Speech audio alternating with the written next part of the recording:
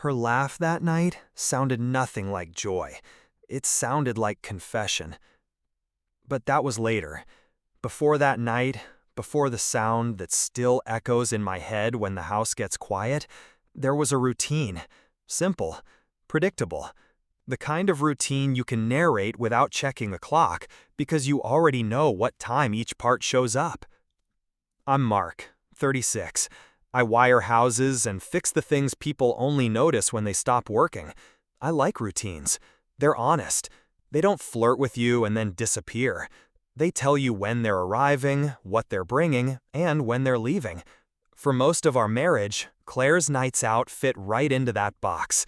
Not wild, not suspicious, just a set of steps I could anticipate like the order of a song I've heard 100 times. Thursdays and every other Saturday were girls' nights. They didn't start that way. Back when we were still shiny and new, we went out together. Trivia on weeknights, a movie on Fridays, the little Mexican place that kept the lights too bright and the salsa too hot. Then work got heavier for her.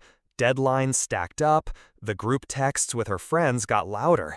Trivia turned into takeout, and takeout turned into, "You don't mind if I go out with the girls, right?" I didn't mind. Not at first. I trusted her. That was my mistake, I guess. Not the trusting, but the part where I stopped checking whether the routine had changed. On normal nights, the pattern looked like this. She'd get home from the office around 6, toss her keys in the bowl by the door, slip out of her heels, and head straight for the shower. I'd hear music playing from her phone, the same playlist she's had for years, the one with too many early 2000s throwbacks to be cool on purpose. The bathroom would fog up the hallway with steam that smelled like citrus and something floral. Then came the blow dryer, then the cabinet doors, then the soft thud of makeup brushes against the counter as she dabbed and blended. It wasn't glamorous. It was human. It was ours.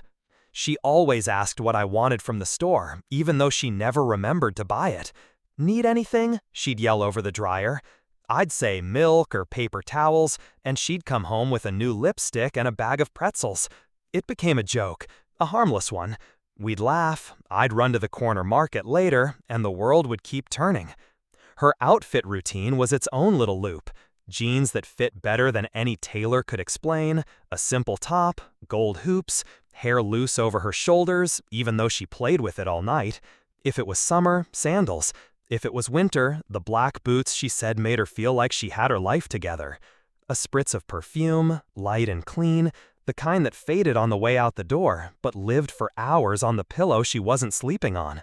She texted too, always the same 3 checkpoints. One as she got to the bar, "Here safe, packed tonight." One around 10, "Still out, don't wait up if you're tired." And one when she got in the Uber, "On my way, love you." If she missed the 10 o'clock check-in, she sent the Uber text early. If she stayed late, she at least sent a picture. Blurry, badly lit, full of glassware and faces I only knew by first name. I never went through her phone. I never wanted to be that man. I also never asked for details. Not because I didn't care, but because we'd never made a practice of interrogating each other after normal days.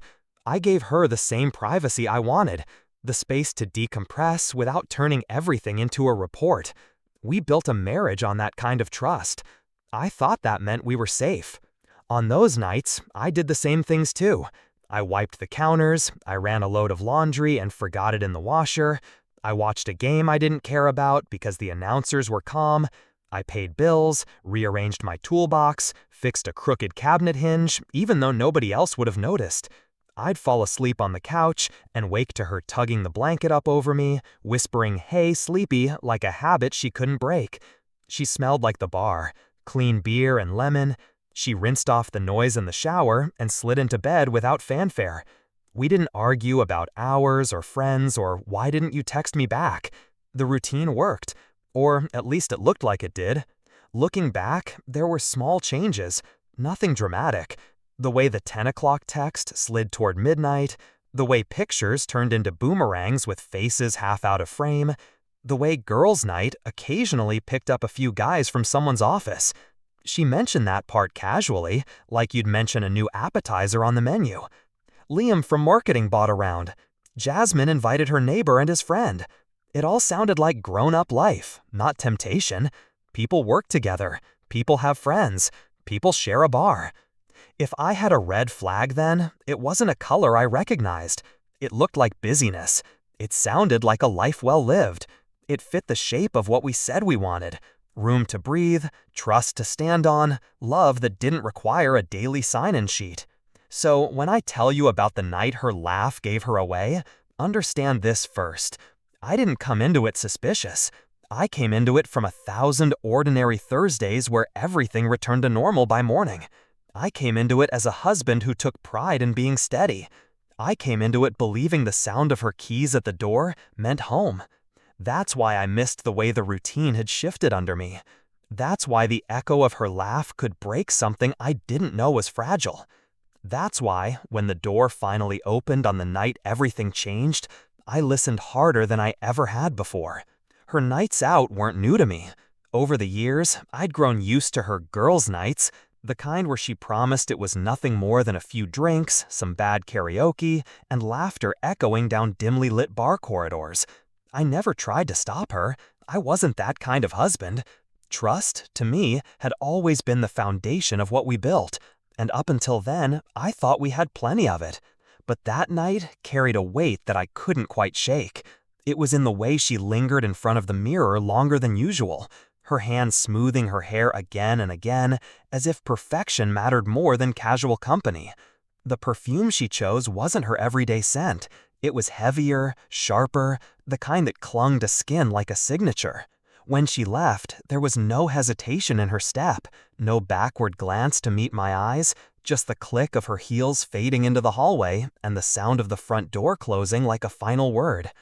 I stood there longer than I should have, staring at the door as if it could tell me where she really went.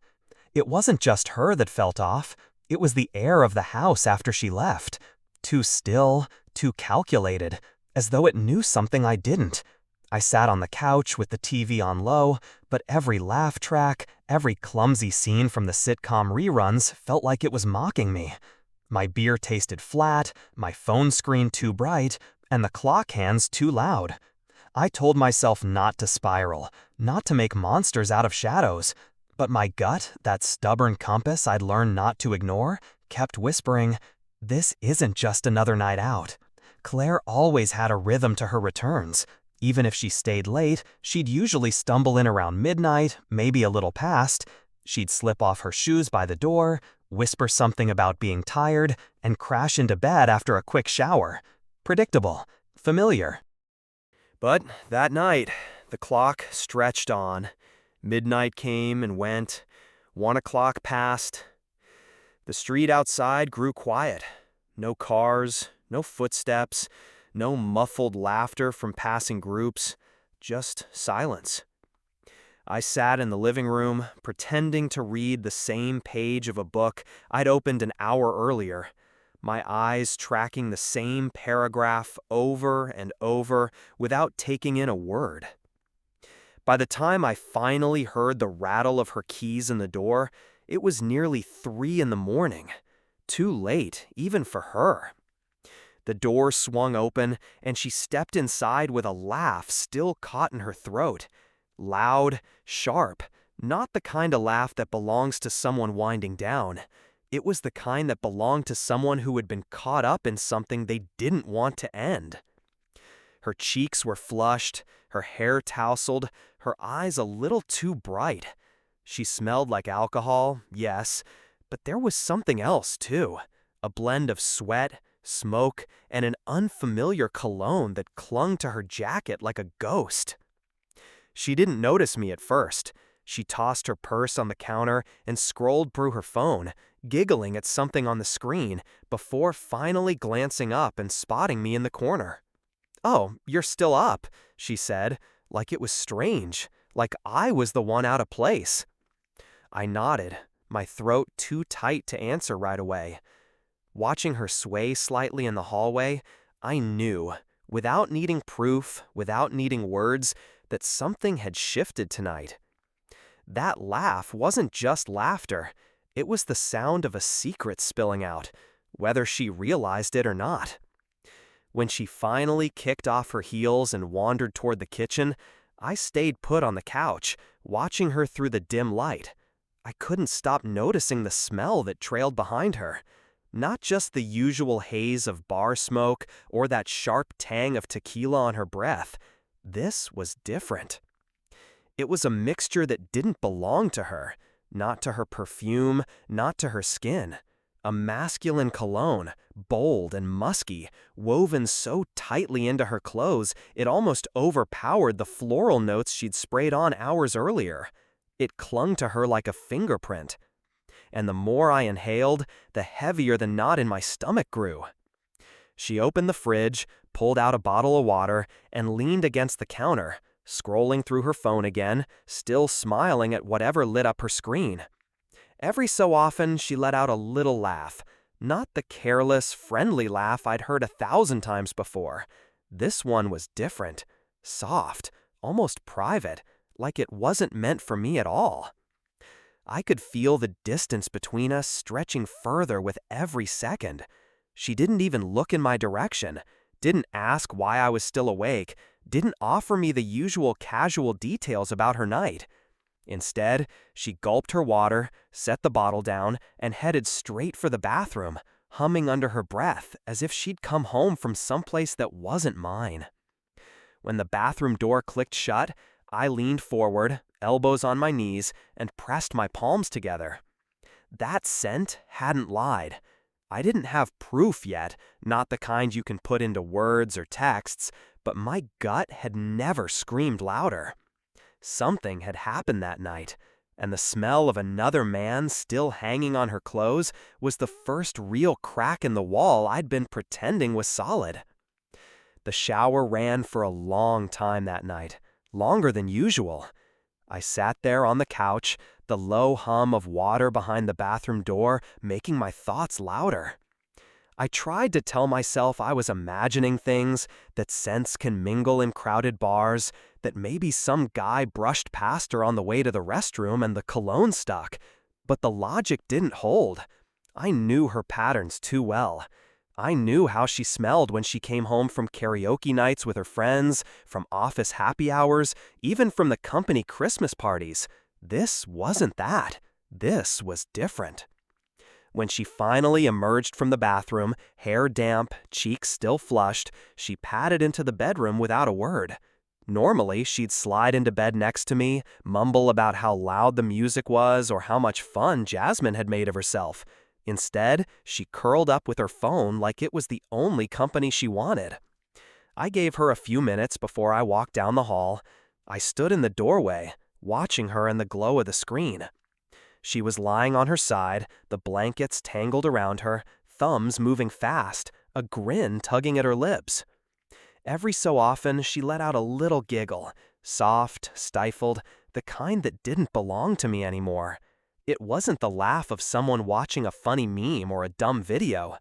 It was the laugh of someone replaying a private joke, an inside moment, something she didn't plan to share.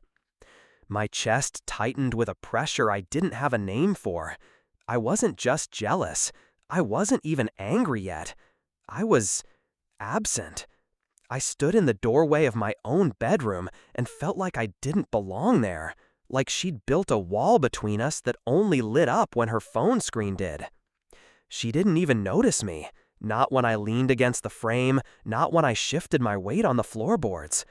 She was lost in him, whoever he was. Her smile once, and she let out that same laugh I'd heard when she walked through the door. That laugh, it was carefree, but not the kind that warmed me. It was the kind that chilled me. A laugh laced with the energy of being caught, of secrets made sweet by their danger. I finally cleared my throat, not loud, just enough to make her glance up. She jumped slightly, like she hadn't expected me to still be awake. "Oh, hey," she said, like nothing was out of place, like she hadn't just spent the last 10 minutes giggling into her screen. She locked the phone quickly, too quickly, and set it down beside her on the nightstand. "Long night?" I asked. My voice came out steadier than I felt. She nodded, pulling the blanket up over her shoulders. "Yeah, just, Same as always. I'm exhausted. She forced a yawn, one I didn't buy. I didn't push. I just nodded back, pretending to accept it, though my stomach burned with the weight of what I'd just seen. That phone wasn't just a phone anymore. It was a doorway into the world I wasn't invited into. A world where she still laughed, but not for me. As I lay down beside her, I stared at the ceiling in the dark, the sound of her faint giggle replaying over and over in my mind like a broken record. My gut told me everything I needed to know, even if my heart wasn't ready to accept it yet. That night, sleep didn't come easy, and the more she shifted and scrolled under the covers, thinking I wasn't listening, the more certain I became. Her laughter wasn't for me anymore. The days after that night stretched like rubber bands, tight and ready to snap. I carried her laughter with me everywhere, not the laugh I used to love, the one that filled car rides and lazy Sunday mornings, but the new one, that clipped, almost guilty giggle she'd brought home with her at 3 a.m. I couldn't unhear it. She moved around the house as though nothing had changed. She brewed her coffee, she checked her email, she hummed while folding laundry. But I wasn't blind anymore. I noticed the way her phone seemed to stay glued to her hand now, how she angled the screen away without even thinking. I noticed the sudden uptick in group texts, the constant vibration against the counter, followed by her smile, a quick glance at me, and then her thumb swiping fast before the screen went dark again. I told myself I was imagining it, that I was turning into one of those paranoid husbands I swore I'd never be. But then there were the small, undeniable cracks. Her makeup bag stayed out more often, brushes splayed across the bathroom counter, even on weeknights. She bought new clothes but didn't mention it to me, just quietly tucked them into the closet like secrets on hangers. Her laughter grew more frequent in the evenings, not with me, but with the glow of that phone. At dinner, she was present in body, but not in spirit. Her eyes flicked down every few minutes, the phone tucked by her thigh, screen lighting her lap like some hidden confession. When I asked about her day, her answers grew shorter, thinner, busy, the usual, nothing to tell. It wasn't just the behaviors, it was the energy, the way she seemed elsewhere. Her smiles didn't reach me, her jokes skipped over me. She was living in a parallel track that I couldn't access. And yet, I didn't confront her. Not yet. Confrontation felt like crossing a line I couldn't uncross. If I was wrong, I'd be poisoning us with suspicion. If I was right, then I was holding a grenade with the pin half pulled. So instead, I watched, quietly, closely. I kept track of the late nights. They stretched further, creeping past midnight into 1, then 2. The girls' nights became more frequent, slipped into her schedule like they had always been there. Every time she walked through the door laughing, I felt it deeper in my chest. That laugh wasn't coming from joy anymore. It was coming from a place I didn't belong. And slowly, suspicion turned into a shadow that followed me through every room of the house. I couldn't shake it. I couldn't ignore it. And I knew, eventually, something would give. What I didn't expect was who would be the one to confirm it. It came on a Tuesday night, one of those evenings where the house felt too quiet. She had told me she was grabbing dinner with the girls, the usual line, and I didn't question her aloud. But inside, the knot in my stomach had been tightening all day. By 9, I was pacing the kitchen, pretending to wash dishes I didn't care about. The hum of the refrigerator was the only company I had. That's when my phone buzzed. It wasn't her. It was Brian, a friend of mine I'd known since high school, someone who had never been dramatic or prone to stirring trouble. He wasn't the type to call late unless it mattered. I answered, my voice low, steady, though my chest was already tightening. "Hey, Mark," he started, hesitating, his tone heavy. "Look, I don't want to get in the middle of anything, but, man, I think you should know what I just saw." The words hit like a hammer. I didn't say anything at first, just gripped the edge of the counter until my knuckles went white. He went on, carefully, like he hated every syllable. "I was out with a couple coworkers at Mason's downtown. I saw Claire there. She wasn't with Jasmine or the usual crew. She was with a guy. Tall, dark jacket, kinda leaning close. I didn't want to assume, but, Mark, they weren't just talking. She had her hand on his arm, laughing in a way I've never seen her laugh with you. And then they kissed." My stomach dropped so hard I thought I might be sick. A cold numbness spread through me, starting in my chest, sinking into my legs. I pressed the phone tighter to my ear, listening, not wanting to believe, but knowing deep down that this was the final nail in a coffin I'd been circling for weeks. Brian kept talking, but his words blurred. "Didn't want you to hear it from someone else. I'm sorry, man. I thought you should know." I managed to thank him, though the words scraped against my throat. When I hung up, I stood in the kitchen, staring at the dark window above the sink. My reflection looked back at me, hollow-eyed, jaw clenched, a man who'd been handed proof of what his gut already knew. The laugh, the late nights, the scent, the phone she guarded like a lifeline. All of it led here. She wasn't just out. She wasn't just with friends. She was him, whoever he was. And she hadn't even cared enough to hide it well. That was the night my suspicion hardened into certainty. And with certainty came a decision I never thought I'd make. I wasn't going to sit in the dark anymore. I was going to see it with my own eyes. I don't remember grabbing my keys, but suddenly they were in my hand. My body moved before my mind caught up. I needed to see it, not through someone else's eyes, not secondhand. I needed to burn the truth into my own memory, no matter how much it would scar. The drive to Mason's felt endless, yet I barely recall the streets. My hands clenched the steering wheel so tight they ached, my heart hammering hard enough to blur the streetlights.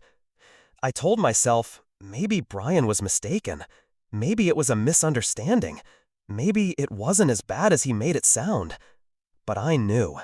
Deep down, I knew. When I pulled into the parking lot, the noise of the bar carried out into the night. Music, laughter, that drunken chorus of strangers trying to drown their lives in alcohol.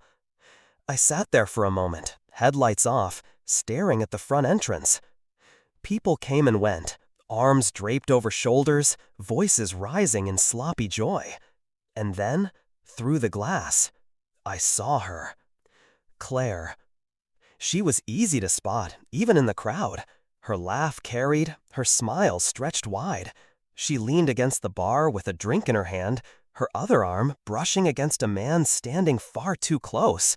He wasn't a coworker. He wasn't just a friend. He was someone she wanted to be close to. I watched as she tipped her head back, laughing at something he said, her hand resting on his chest like it belonged there. He bent low, whispered something in her ear, and she didn't flinch. She leaned into it. And then, it happened. He kissed her. Not a peck, not a slip of drunken impulse. A deliberate kiss. The kind born from intimacy. The kind she hadn't given me in months. She didn't push him away. She didn't look guilty. She smiled into it. I sat there in the car, frozen, every muscle locked in place. It was the moment my world fractured, and yet the strangest calm settled over me, because now I had what I came for. Proof. Finality. There was no room for doubt anymore. My first instinct was to storm in, to pull her away, to make a scene that matched the storm inside me. But then I thought of the laughter, The same laughter she had brought home to me that night, echoing down the hall. It wasn't mine anymore. It hadn't been for a while. So, instead, I did the opposite. I turned the key in the ignition, backed out of the lot, and drove away. Quiet, controlled, detached. Because the truth wasn't just that she betrayed me. The truth was that she had already left me long before that kiss. Driving away from that bar was the hardest and easiest thing I'd ever done. Hard because every nerve in my body screamed to confront her, to drag the truth into the open right there under the neon lights. Easy because the second I saw her with him, something in me died. The part that still believed this could be fixed. The road home blurred beneath me, streetlights flashing like warnings I ignored. My hands shook on the wheel, not from rage, but from the hollow realization that I wasn't her world anymore. Maybe I hadn't been for a long time. That laugh she carried home hadn't been for me. And now I knew exactly who it was for. I parked in our driveway and just sat there, staring at the dark outline of the house. The home we built together looked foreign, like a stranger's place. Inside, her things filled the rooms, her shoes by the door, her jacket on the hook, the coffee mug she used every morning still drying in the rack. And yet, the house already felt empty. I didn't touch my phone, didn't text her, didn't call, didn't ask when she'd be home. I wanted her to walk through the door later, still smelling of that cologne, still laughing at whatever secret joke tied her to him. I wanted her to reveal herself without me having to lift a finger. That night, I lay in bed alone, staring at the ceiling, the silence pressing down like a weight. At some point, headlights swept across the bedroom wall, and I heard her stumble in. The sound of her purse hitting the counter, the muffled hum of her voice as she hummed some tune only she found funny. She didn't check on me. She didn't slip into bed to curl against my back like she used to. She just moved around the house, her laughter softer now, but still carrying the same sharpness that had cut me in two. I closed my eyes and let her betrayal wash over me in silence. There was nothing to confront, not that night, because the proof I had seen, her kiss, her laughter, her ease with him, was louder than any fight I could have started. I left her there in that bar. But more importantly, I left something of myself there too. The man who still believed in her. Morning light has a way of stripping away illusions. It sneaks through the blinds, cutting across the room, sharp and unforgiving. That morning, when I opened my eyes, I didn't feel confusion anymore. I didn't feel the twisting of suspicion or the ache of not knowing. I felt clarity. She was still asleep when I got up. Her back was to me, her hair tangled against the pillow, the faint smell of cologne still clinging to her jacket draped over a chair. I stood there for a moment, staring at her, at the woman I thought I knew, the woman I thought I'd spend my life with, and realized she wasn't mine anymore. I didn't rage, I didn't shake her awake with accusations. I moved through the house quietly, almost methodically. I brewed my coffee, sat at the table, and waited. My mind was calm in a way that scared me. There were no tears, no shouts, just a steady acceptance. When she finally wandered into the kitchen, her phone in her hand before her eyes were even fully open, she gave me a quick smile. "Morning," she said. Her voice casual, like everything was normal. But everything had already changed. "We need to talk," I told her. My tone was steady, deliberate. She looked up, surprised by the weight in my voice. Her smile faltered. "About what?" "About last night," I said. I didn't elaborate, didn't soften it.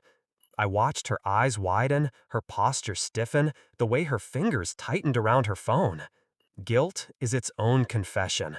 She tried to laugh it off at first, tried to throw words at me like smoke bombs. "Just drinks with friends. You're overthinking. Why are you acting like this?" But I didn't need to argue. I didn't need her lies. "I saw you, Claire," I said, finally, my voice lower now. Silence. Thick, suffocating silence. She froze, the color draining from her face. For once, there was no quick excuse, no sarcastic deflection. Just the raw truth settling between us. And in that silence, I realized something important. I didn't want an explanation. I didn't want her apology or her reasons or her tears. What I wanted, what I needed, was out. I'm done, I said simply. Whatever we were, it's over. Her lips parted, her eyes glistening with the beginnings of panic. But I didn't stick around to listen. I pushed back from the table, grabbed my keys, and walked out. For the first time in weeks, maybe months, I felt like I could breathe. Walking out that morning, I expected to feel broken. I thought betrayal would crush me under its weight, leave me gutted and lost. But what I felt instead was lighter. Not happy, not yet, but unchained. For weeks, maybe months, I had been living in the shadow of suspicion, second-guessing myself, questioning her every move, wondering if I was imagining things. That kind of limbo eats you alive. It keeps you locked in a cage where you're both too afraid to leave and too scared to stay. But humiliation, when it finally lands, doesn't give you the luxury of limbo. It cuts clean. Seeing her at that bar, hearing her laughter that wasn't meant for me, watching her give herself so freely to someone else, it was brutal, yes, but it was also clarity. The kind of clarity you can't argue with, can't twist into something softer. In its own way, it was a gift. Because now I knew. There was no more pretending, no more bargaining with myself, no more clinging to the version of her I had loved while ignoring the one standing in front of me. Betrayal has a way of slamming the door shut so hard you can't reopen it even if you try. And in that slam, I found freedom. I thought back to all the nights I sat awake, listening for her key in the door, hoping she'd walk in smiling just for me. All the times I asked if she was okay and got nothing but cold deflections. All the dinners where I watched her laugh at her phone instead of across the table at me. That was the real humiliation. Me holding on while she was already gone. But humiliation, in the end, didn't destroy me. It rebuilt me. It made the choice simple. No more doubt. No more begging for scraps of her affection. The line had been drawn, and I stepped over it, into something better. That morning, as I drove with no destination in mind, I realized betrayal hadn't ruined me. It had freed me from a woman who no longer loved me, and maybe hadn't for a long time. Sometimes the cleanest break comes wrapped in the ugliest package. There's a part of you, when you're betrayed, that craves revenge. The fantasy of exposing her in front of everyone, of making her feel the same sting she dealt you. I'll admit, those thoughts crept into my head in the days that followed. But when the anger cooled, what I was left with wasn't a hunger for payback. It was a hunger for peace. I didn't text her, I didn't stalk her phone or demand explanations. I didn't play detective anymore. The night I saw her in that bar, my investigation ended. Proof is proof, and dragging myself through more of it would only reopen wounds. Instead, I let her live with her choices, and I let myself walk away from them. Freedom tasted strange at first, like silence I wasn't used to, like meals eaten alone, like a bed with too much space. But over time, that silence became calm. Those meals became mine again. That bed became a place of rest instead of a battlefield of suspicion. The truth is, I didn't need revenge. She was her own punishment. Anyone who trades honesty for deceit, loyalty for a fling, ends up trapped in the rubble of their own making. Maybe she laughed that night. Maybe she thought she'd found something exciting. But deep down, I knew. People who betray can't escape themselves. What I could escape was her. And once I stepped out of the wreckage, I saw life waiting for me again. Friends who still believed in me. Family who wanted to see me whole. The possibility of someone new, someday, who would laugh with me, not at me, and who wouldn't carry the scent of another man home. Revenge might have satisfied me for a moment, but freedom, true freedom, satisfied me for a lifetime. So, when I look back now, I don't remember her laughter as a wound. I remember it as a signal, a crack that led me to the truth. And the truth, as brutal as it was, set me free. And freedom, I learned, always feels better than revenge.